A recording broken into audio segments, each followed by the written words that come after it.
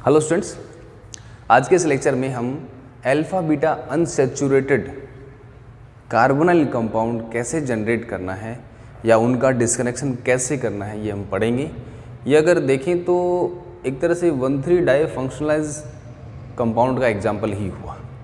हमारे सिलेबस में भी ये दे रखा है कि alpha beta unsaturated carbonyl compound का डिस्कनेक्शन हमें पढ़ना है। क्लियर? सिलेबस आप साथ के साथ देखते रहना। तो आज हम जो पढ़ रहे हैं 1,3 डाई फंक्शनल कंपाउंड का एग्जाम्पल ये ले रहे हैं। उसमें 2 ग्रुप कार्बन कार्बन डिस्कनेक्शन हम पढ़ेंगे और उसमें हम एग्जाम्पल कौन से कंपाउंड का लेंगे? Alpha beta unsaturated carbonyl compound. पहली बात तो ये alpha beta unsaturated carbonyl compound हम कहेंगे किसे? ठीक है, कार्बोनाइल कंपाउंड हम जानते हैं एल्डिहाइड हो सकता है या कीटोन। तो सिंपल सा एग्जांपल मैं ले रहा हूं यहां पर।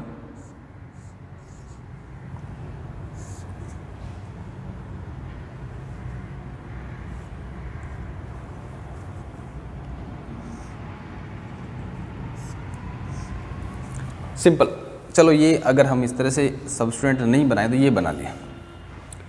इस कीटोन के रेस्पेक्ट में, कीटोन कार्बोनाइल कंपाउंड एल्डिहाइड भी हो सकता है, ये अल्फा हो गया और ये बीटा। ठीक है, अल्फा बीटा पर अनसैचुरेशन, अनसैचुरेशन का मतलब मल्टीपल बॉन्ड, डबल बॉन्ड या ट्रिपल बॉन्ड, मतलब हाइड्रोजन फुल्ली सैचुरेटेड नहीं है कार्बन के साथ में। तो ये अल्फा बीटा अनसैचुरेटेड और ये क्या हो गया? Carbonyl compound. तो यहाँ कीटोन है तो क्या लिख देंगे? Alpha beta unsaturated ketone. और अगर यहाँ हाइड्रोजन लगा दें एल्डिहाइड बन जाएगा तो बोलेंगे अल्फा बीटा अनसैचुरेटेड एल्डिहाइड। तो ये तो था सिंपल सा ही मॉलिक्यूल। लेकिन इसे बनाएंगे कैसे? कौन सी रिएक्शन है जिससे हम alpha beta unsaturated carbonyl compound generate कर सकते हैं? क्योंकि नेक्स्ट माइकल एडिशन जब पढ़ेंगे उसमें ये उसका एक रिएक्टेंट होता है। क्लियर? माइकल एक्सेप्टर आपने पढ़ा होगा। अब इसका एक एग्जांपल लेके उसको डिस्कनेक्ट करने की कोशिश करते हैं या फिर इसको बनाने की कोशिश करते हैं कि हम अल्फा बीटा अनसैचुरेटेड कंपाउंड कैसे बना सकते हैं। ठीक है, मैं सीधा आपको डायरेक्ट बता रहा हूं। Alpha beta unsaturated compounds easily formed from beta hydroxy carbonyl compound. अब बीटा हाइड्रोक्सी कार्बोनाइल कंपाउंड क्या है? एल्डोल। और एल्डोल कहाँ से जनरेट किया है? एल्डोल रिएक्शन से। इसका मतलब एल्डोल रिएक्शन में जो प्रोडक्ट बनता है उस प्रोडक्ट से हम क्या बना सकते हैं? Alpha beta unsaturated carbonyl compound. मतलब एल्डोल इनडायरेक्टली एल्डोल रिएक्शन का ही एग्जाम्पल वापस आ रहा है और एल्डोल का डिस्कनेक्शन हम पढ़ चुके हैं। क्लियर? उसी को हम आगे बढ़ाते हैं। तो कई बार क्या करता है एग्जाम में, अगर इस तरह का मॉलिक्यूल दे दिया जाए,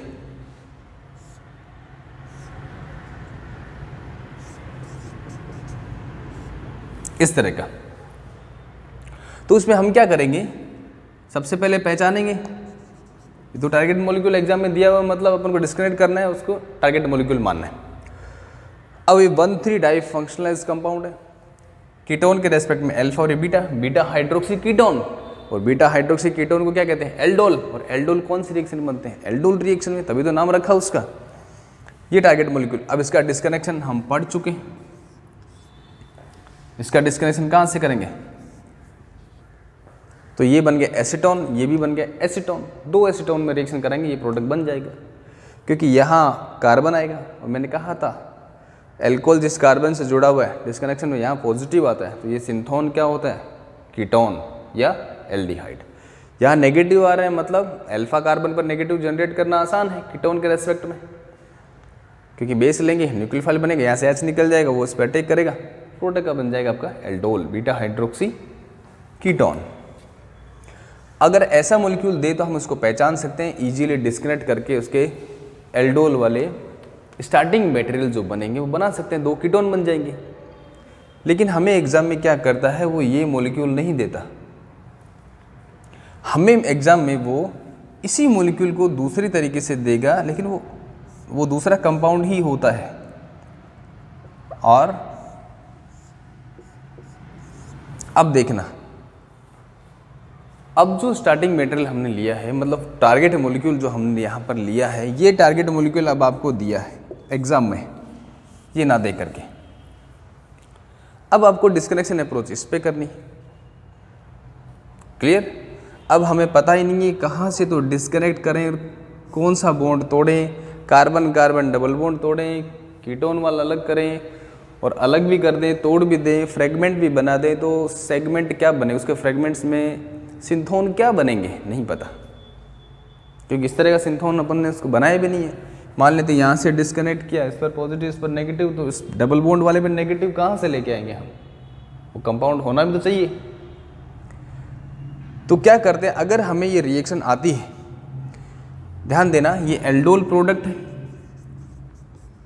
जिसका दूसरा नाम क्या था, बीटा हाइड्रोक्सी कीटोन, एल्डिहाइड था, एल्डिहाइड तो कार्बोनिल कंपाउंड भी बोल सकते हैं। तो इसका अगर डिहाइड्रेशन कराएं, ध्यान देना यहाँ हाइड्रोजन होगा, इसका डिहाइड्रेशन का मतलब क्या हुआ, वाटर मॉलिक्यूल निकला। इनोलिक प्रोटोन को इजीली रिमूव कर सकते हैं बहुत आसानी से, तो हल्का सा हीट किया, हीट करते ही वाटर मॉलिक्यूल बाहर निकलेगा -H2, और यहाँ इन दोनों कार्बन के बीच में क्या बन जाएगा, डबल बॉन्ड। देखना यही बना क्या, बिल्कुल बना। इसका मतलब हम इस अल्फा बीटा अनसैचुरेटेड कंपाउंड को एल्डोल वाले प्रोडक्ट से बना सकते हैं। जब एल्डोल वाले प्रोडक्ट से हम ये बना सकते हैं, तो रिएक्शन में यहाँ FgI लिख करके हम एल्डोल वाले में इसको कन्वर्जन शो कर सकते हैं। समझ में आएगा नहीं आया? तो क्या ये टारगेट मॉलिक्यूल अगर हमें एग्जाम में दिया गया है, तो इसका डिस्कनेक्शन मैं यहाँ लिख दूंगा FgI, functional group inter conversion. और कहा था कि फंक्शनल ग्रुप इंटर कन्वर्जन को रिएक्शन हो सकती है, एडिशन हो सकती है, सब्स्टिट्यूशन हो सकती है, एलिमिनेशन रिएक्शन हो सकती है। ठीक है, यहाँ वाटर एलिमिनेट हो रहा है। FgI, तो FgI में हमने अल्फा बीटा अनसैचुरेटेड सिस्टम को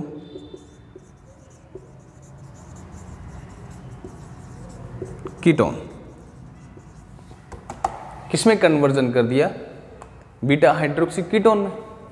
क्या अब देखो, मैंने ये कोई रिएक्शन नहीं कराई, ये हाइपोथेटिकल हमने सोचा इस तरह से है कि जो आप बना रहे हैं उससे ये बन सकता है। क्या इस प्रोडक्ट से ये टारगेट मॉलिक्यूल बना सकते हैं क्या? हाँ बना सकते हैं, डिहाइड्रेशन के थ्रू।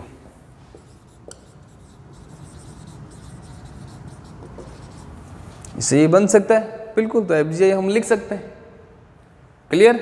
तो अगर आपको बीटा हाइड्रोक्सी कीटोन ना दे करके अल्फा बीटा अनसैचुरेटेड एल्डिहाइड या अल्फा बीटा अनसैचुरेटेड कीटोन आपको जब दे दिया जाए, तो आप उसको FgI लगा करके किस में कन्वर्ट कर लोगे, एल्डोल वाले प्रोडक्ट में।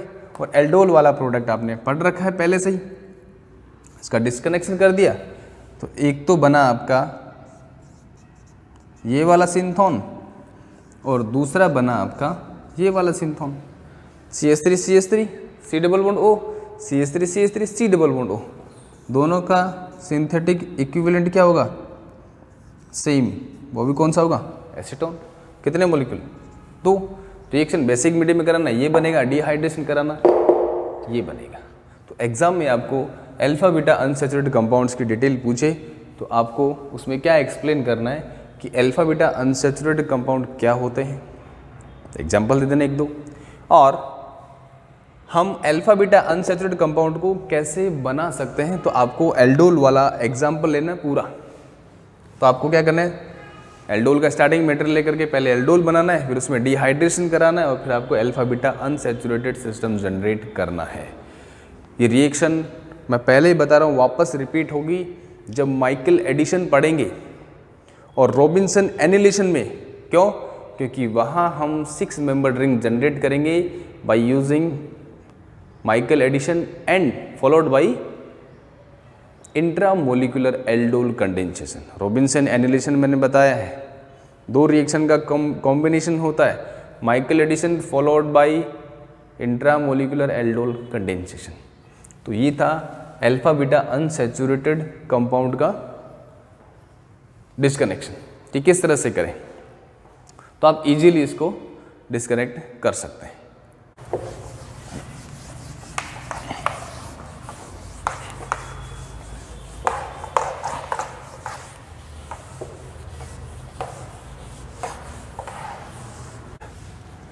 एक एग्जांपल मैं आपको दे रहा हूं अल्फा बीटा अनसैचुरेटेड में, उसका डिस्कनेक्शन आपको करना है क्योंकि आप प्रैक्टिस करनी पड़ेगी।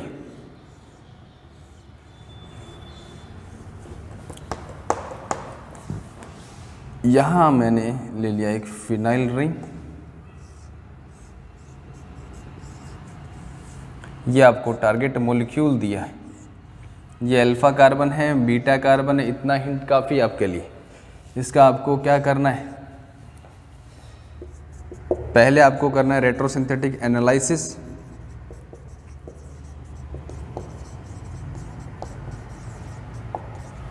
और दूसरा आपको करना है सिंथेसिस ऑफ टारगेट मॉलिक्यूल।